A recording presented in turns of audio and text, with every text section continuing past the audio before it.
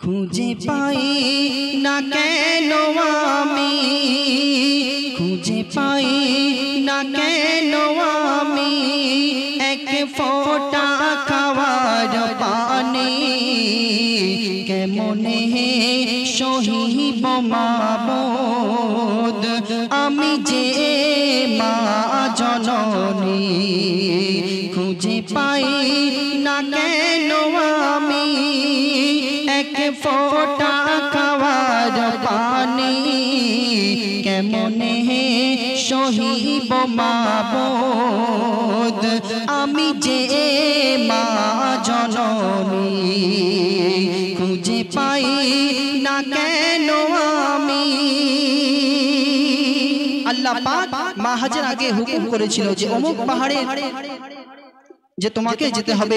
তো সেখানে আল্লাহ পাকের হুকুমে সেই মা হাজেরা এবং ইসমাইল নবীকে রেখে এসেছিল তার স্বামী।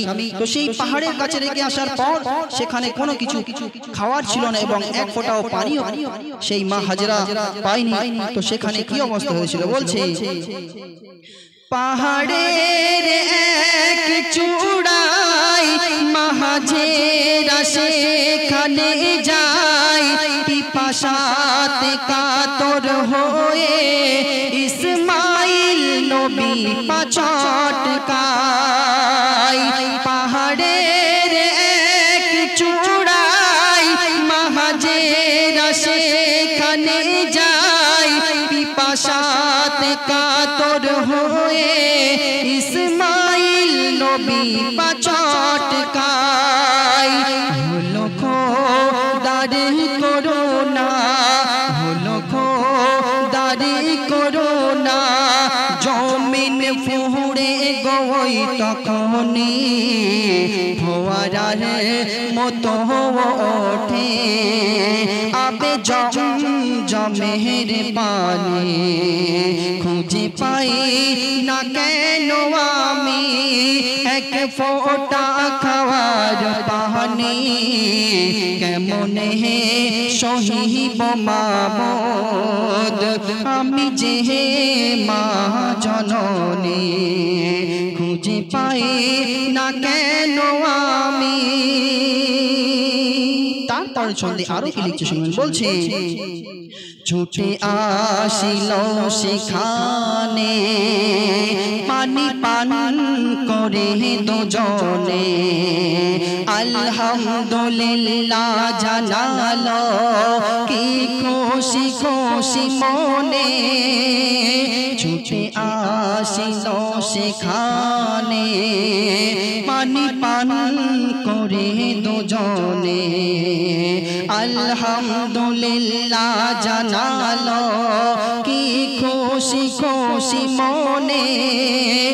যে ধু মরুভূমি ও খোদা অন্তর জামি করিলেন মোদের রহম। মোচালেন চোখের পানি। যে ধু মরুভূমি ও খোদা অন্তর জামি করিলেন মোদের রহম। মোছালেন চোখের পানি। কেন? কোরআন নেতে রাখিল, কোরআন নেতে রাখিল ইসমাইল নবীর কাহিনী। ফোয়ারার মতো ওঠে আবে জমের পানি।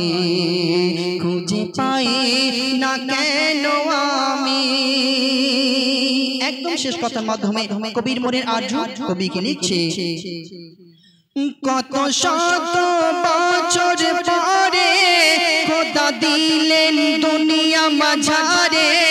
সৃষ্টি সবই যা আছে নবীজির ওসিলা করে।